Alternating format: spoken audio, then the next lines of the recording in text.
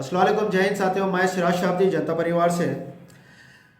यहाँ पर जो गुलबर्गा में जो यहाँ पे गुलबर्गा की जो सियासत चल रही, चाहे वो बीजेपी रहे जब या फिर अब कांग्रेस है, इनकी जो सियासत चल रही ये एक डिक्टेटरशिप सियासत चल रही, जहाँ पर जब कोई एक्टिविस्ट या कोई एक इंसाफ परस्त इंसान, जब एक ऑर्गेनाइजेशन जब एक गरीब और मजलूम को हक दिलाने के लिए जब लड़ते हैं तो वो लोगों के ऊपर फैब्रिकेटेड केसेस को बुक किया जाता है, डिपार्टमेंट की तरफ से एफआईआर किया जाता है, उनको परेशान करते हैं, उनके कारोबार पे रेड डालने लगा रहे हैं आजकल। तो ऐसे बहुत सी चीज़ें हो रही हैं जो हम लोग पर्सनली हम लोग भी ये चीज़ को फेस किए सो है हम लोग।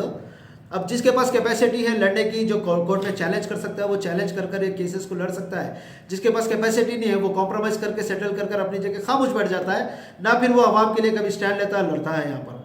तो अभी ये जो रिसेंटली जो एमएस किमिल का जो केस हम लोगों को नज़र आया, वो केस एक दर्दनाक हादसा था, जो एक्सीडेंट का हादसा था, बहुत दर्दनाक हादसा था।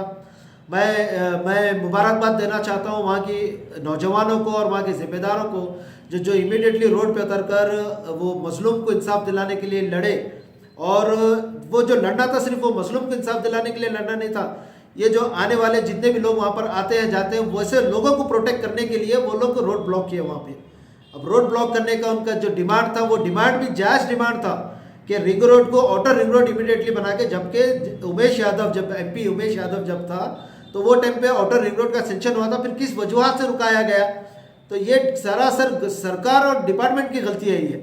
और जब हेवी व्हीकल जब रोड पे उतरते हैं तो आरटीओ का काम रहता है कि हेवी व्हीकल्स के जो ड्राइवर्स हैं उनको चेक करना, एदर दे हैव ड्रंक और नॉट, ये सब चेक कर कर भेजना रहता।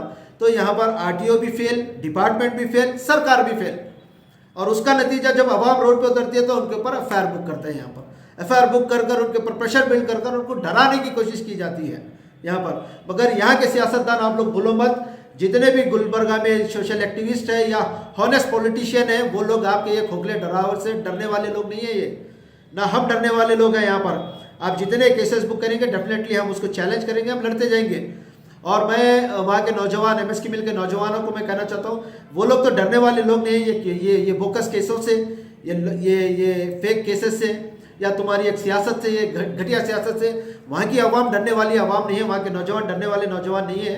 मगर आप अपनी तरफ से जो कोशिश करना है कर लो। मैं ये लिख के देता हूँ मैं कि अब यहाँ के गुलबर्गा के नौजवान उठे हुए, आप लोगों की गंदी सियासत को समझ चुके हैं और आने वाले वक्त में आप लोगों को घर पे बिठाएंगे हम लोग, याद रखिए। डेवलपमेंट के नाम पे जिस तरीके से आप कारोबारियों को परेशान कर रहे हैं, गरीबों को परेशान कर रहे हैं, डेवलपमेंट कम, ये कमीशन का बिजनेस ज़्यादा चल रहा है यहाँ पर।